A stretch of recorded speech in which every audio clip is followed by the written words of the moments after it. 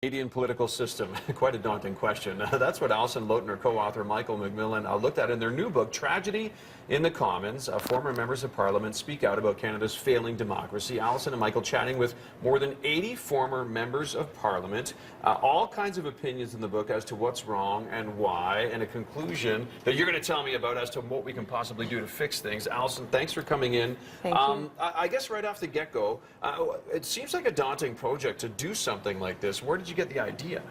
Well, Michael and I were both shared a concern with a sort of thorny problem, which is why in a country like Canada, which is looked at internationally at one of the world's most successful democracies, do we see voter turnout on the decline? And poll after poll suggests Canadians are very dissatisfied with the quality of politics on offer. So, how do you get at that disconnect between our international and our national standing? So we, conventional wisdom is go closest to the source.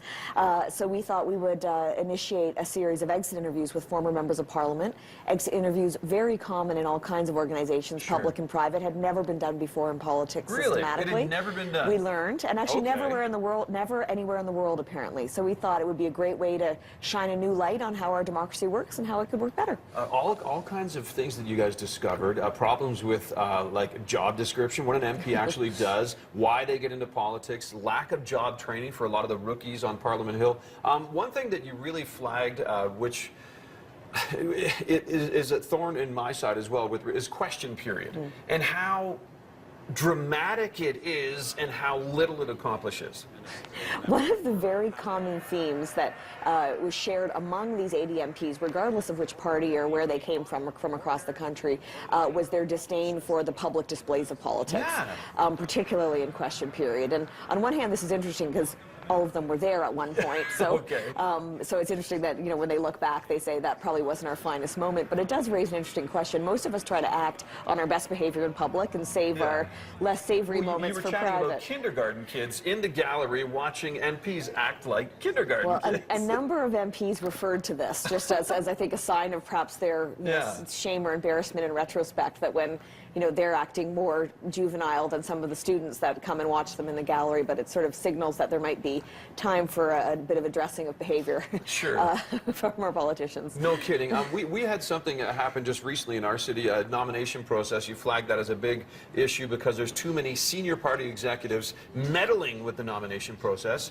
This guy, Rob Anders, lost the nomination riding election here in the city of Calgary, brand new riding in the west side of the city, to Ron Leipert. And Rob Anders had the endorsement of the Prime Minister and Jason Kenney, a powerful cabinet minister, and that should be a no-no.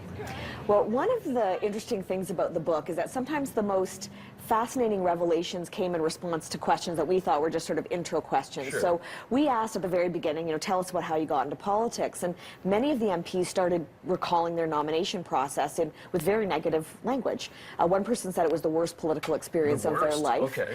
Many described how opaque the rules were. How hard it is sometimes to run against people from your own party, of course. All sorts of, they felt often that the public were manipulated and how the nomination process worked. And remember, these were the winners that spoke. So I would, hate to interview those who did not win, but I think it suggests that there's maybe a need for a bit more transparency about how nominations work in this country. Okay, lots of issues to tackle. What do we do? Oh, thanks for that easy question. There's two main things that we encourage in the conclusion of the book. One of them has to do with the way party politics are practiced. When we asked MPs, to take question period, why isn't this changing? They pointed their finger at their own party, not the opposition, as you often would expect, but at the way that their own party controls them or seeks to control them. So there's a bunch of comments about how we need to have political parties that at least work for MPs, never mind the public, as a start. And then the second is a little bit of a sort of MP heal thyself. We elect politicians to take responsibility for the quality of our politics. And when you have 80 men and women, all thoughtful, engaged people who look back and say, we could have done it differently, I hope it sends a powerful message to people involved in politics today of how we might do things better in the 21st century.